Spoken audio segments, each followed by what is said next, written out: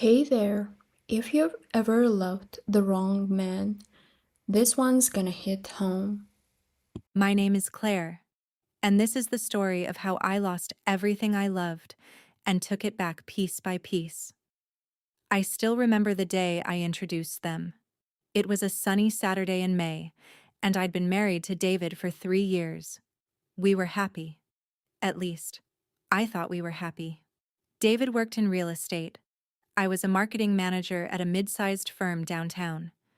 We had a small house in the suburbs, a dog named Max, and plans for a baby in the next year or two. Life was ordinary and warm, the kind of warm you don't appreciate until it's gone. My best friend from high school, Melissa, had just moved back to town after a messy divorce. She'd been living in Chicago with her ex-husband, a man named Richard, who'd cheated on her with his secretary. Classic story. Melissa had called me crying one night saying she had nowhere to go, no one to turn to. I'd felt so bad for her. I'd opened my home, my heart, my life to her. I'd told David we needed to help her get back on her feet. She's like a sister to me, I'd said. We need to show her that not all men are like Richard.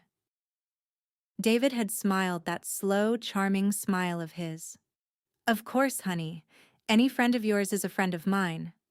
I should have noticed the way his eyes lingered on her when she walked into our kitchen that first morning. I should have heard the slight change in his voice when he said her name, but I was blind. I was stupid. I was the woman who'd hand-delivered the snake into her own garden and then wondered why everything died. Melissa was beautiful in a way I never was. I'm not ugly. I'm plain, I guess. Brown hair, brown eyes, average height, average build. The kind of woman you see in grocery stores and forget 5 minutes later. Melissa was blonde and tall, with these green eyes that seemed to glow when she laughed.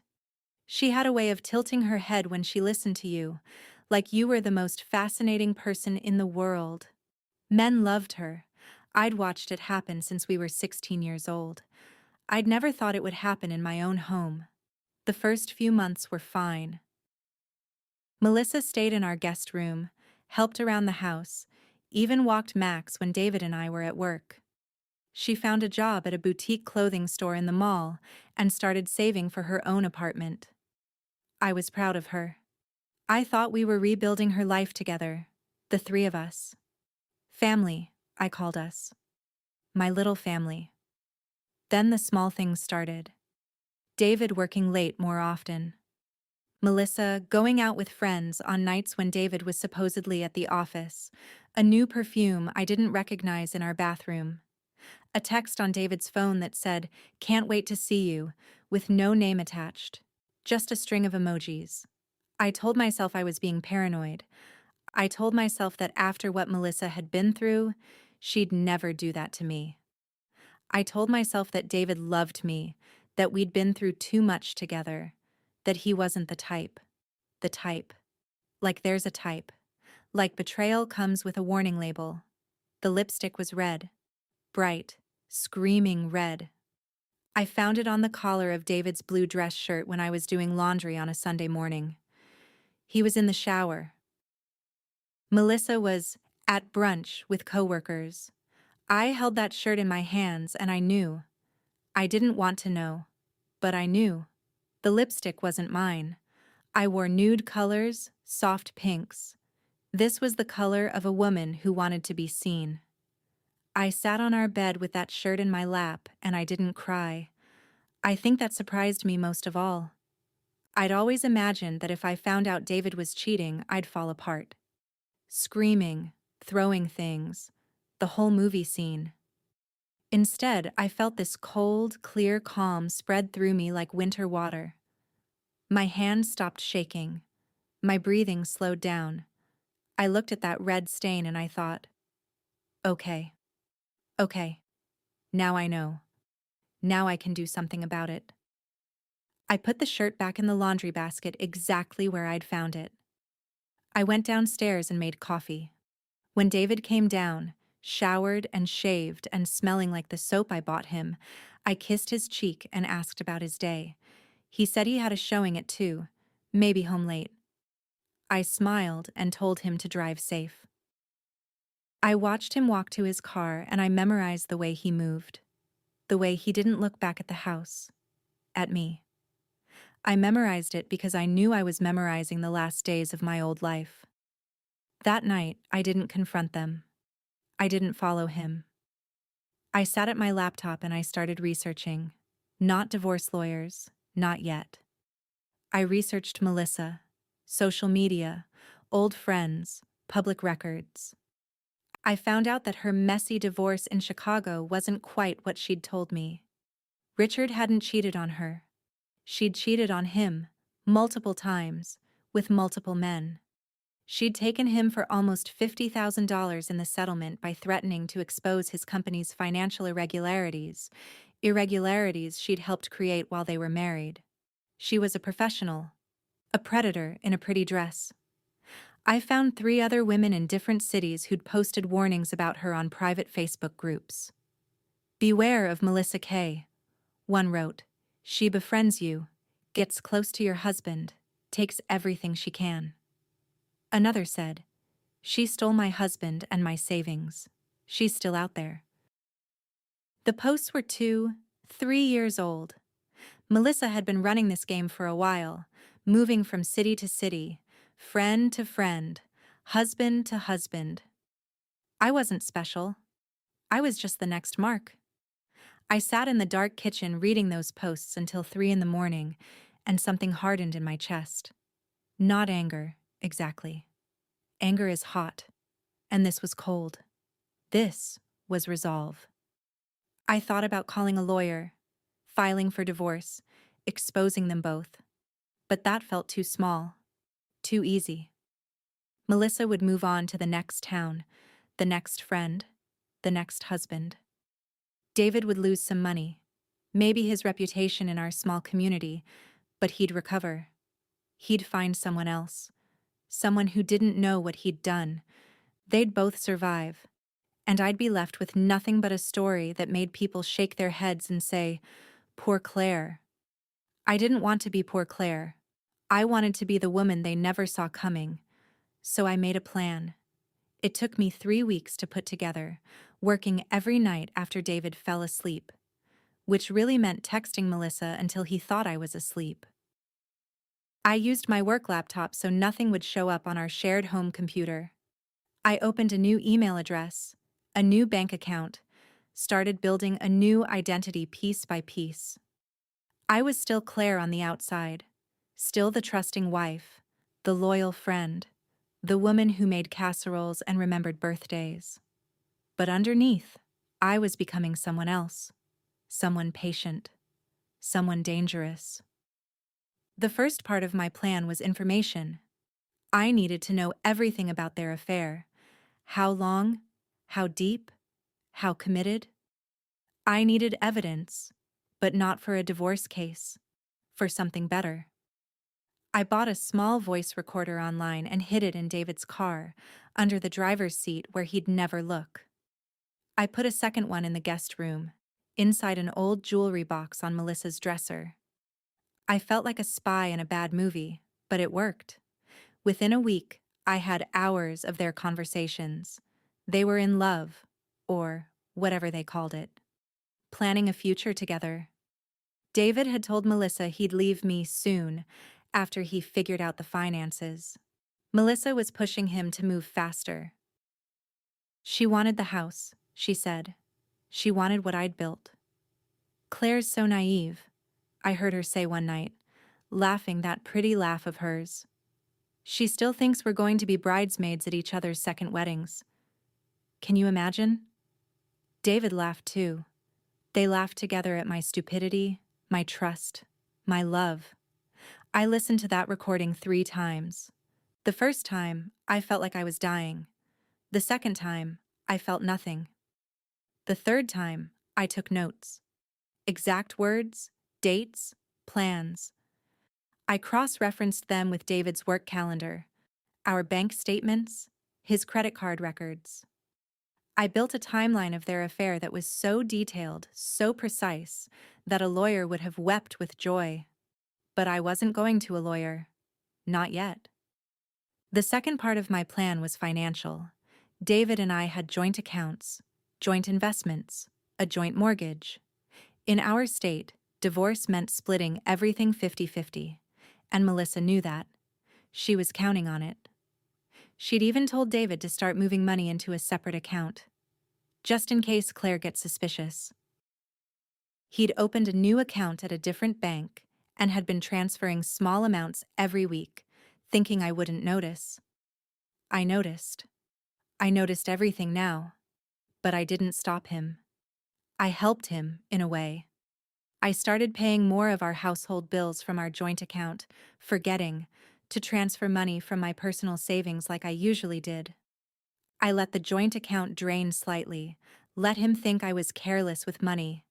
Meanwhile, I moved my own savings, built up over years of careful budgeting, into accounts he didn't know about. I increased my 401k contributions at work to the maximum, knowing he'd never check my pay stubs. I was a ghost in our financial life, present but untouchable. I also started a side business. Nothing big, just freelance marketing consulting under a name I'd used in college, Claire Bennett, my maiden name. I built a small website, got a few clients through old professional contacts, started depositing the income into my new separate account.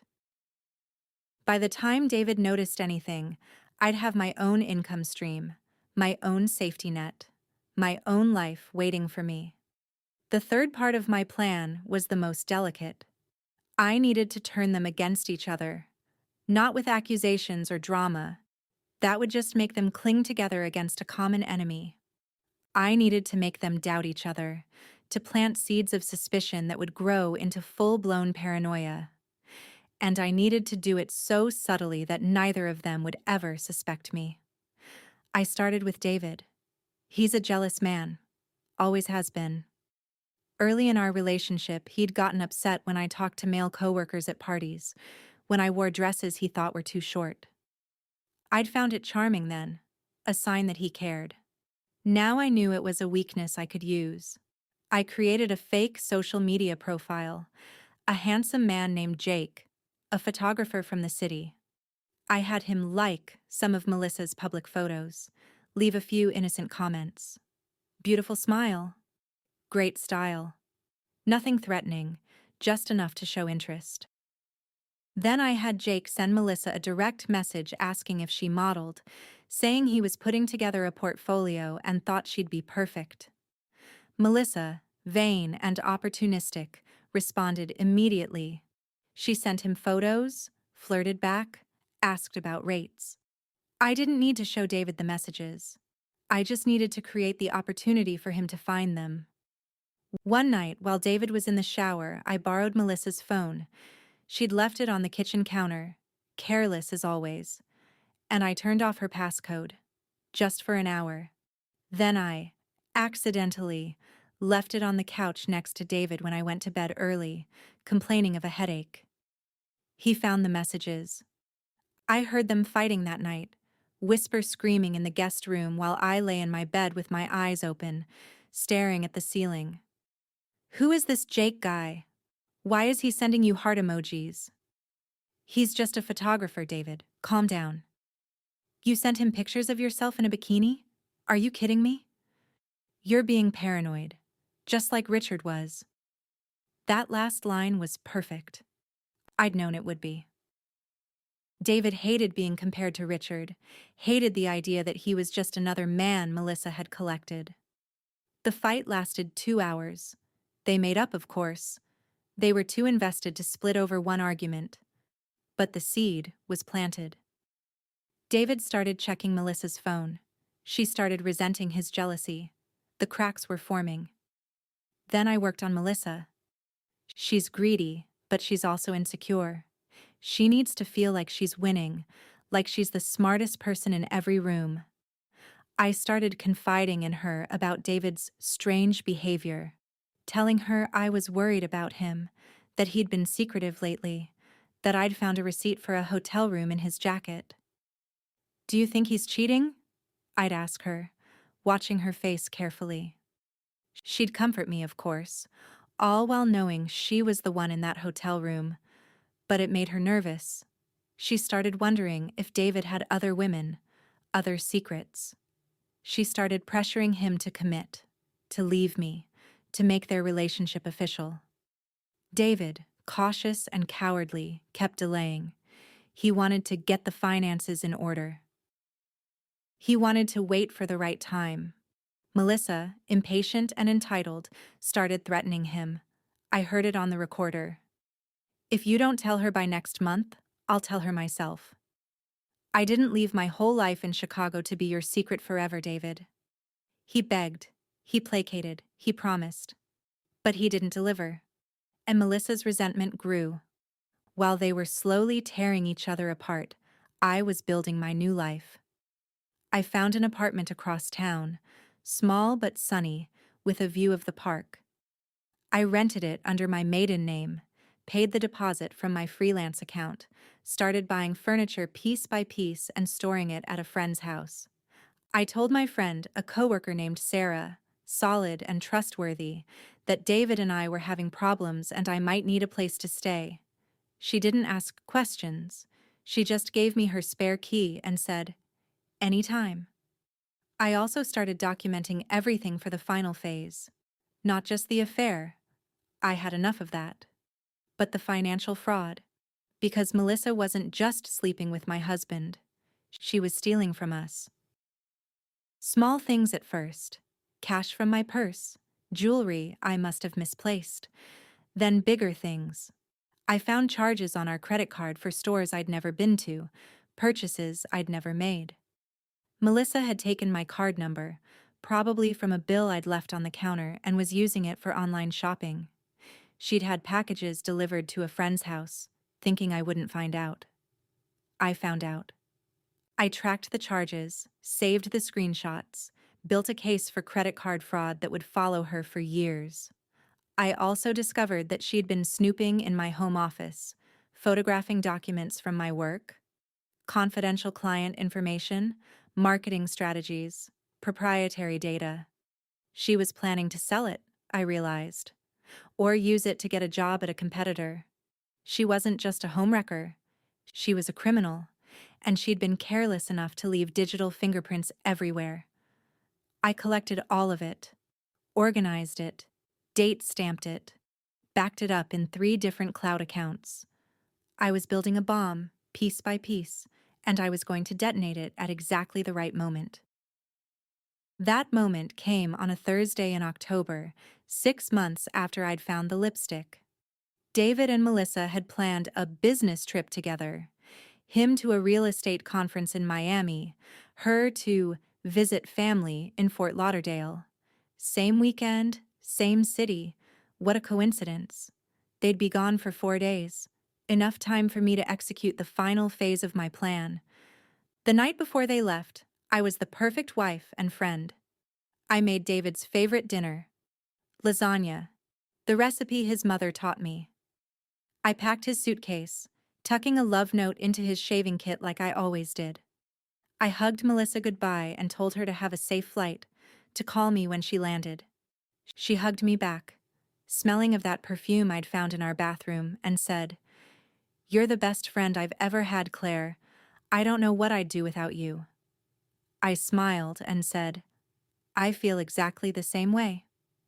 Then I went to bed, waited until David's breathing evened out, and got up.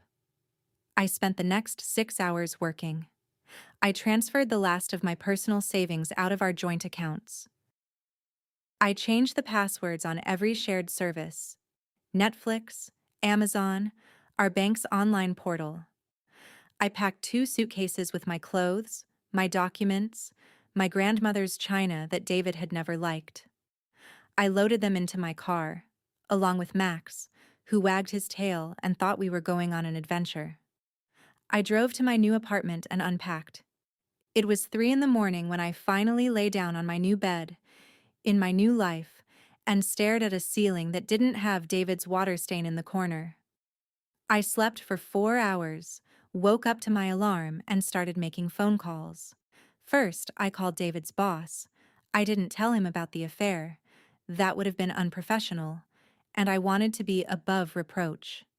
I told him that David had been using company resources for personal gain, that I'd found evidence of him sharing client lists with a competitor.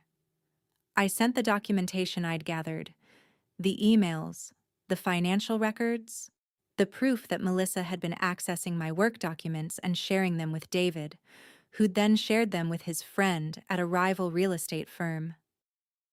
It wasn't entirely true, but it was close enough to true that David would spend months trying to prove his innocence. He was fired by noon.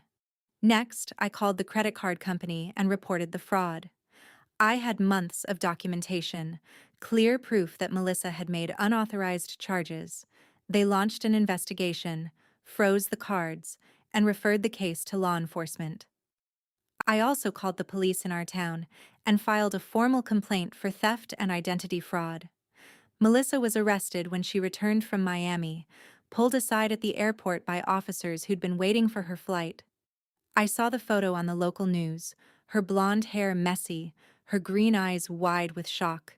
David nowhere in sight because he'd been too busy dealing with his own disaster. Then I called a divorce lawyer, the best one in the city, a woman named Eleanor Vance who specialized in complex marital dissolutions. I handed her my timeline, my recordings, my financial documentation.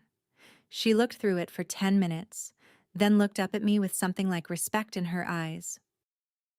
"Mrs. Bennet," she said, "this is the most thorough preparation I've ever seen. Your husband won't know what hit him." I smiled. He already knows.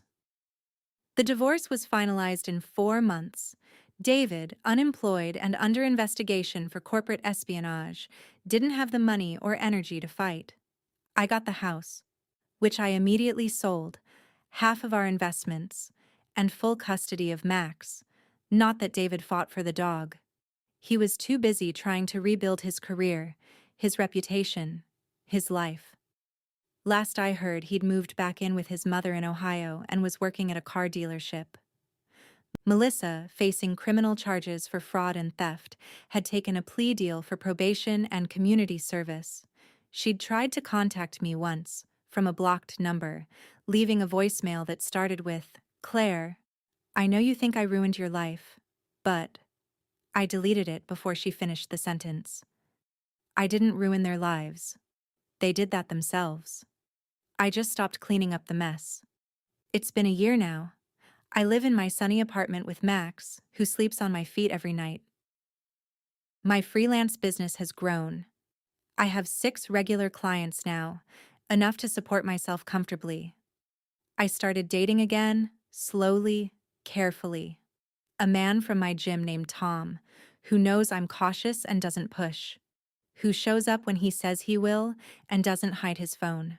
Sometimes I think about that red lipstick on David's collar. I think about Melissa's laugh, the way she'd tilt her head, the way she said I was her best friend. I think about the woman I was before, trusting, naive, blind. I don't miss her. She was kind, but kindness without boundaries is just weakness, and weakness invites predators. I'm not weak anymore. I'm not cruel either. I didn't destroy David and Melissa out of spite. I defended myself. I protected my future. I did what I had to do, and I did it smart, legal, and final. They made their choices. I just made sure I wasn't the one who paid for them. If you're watching this and you're going through something similar, if you found the lipstick, the text, the lie, I want you to know something. You're not stupid for trusting someone. You're not weak for loving them.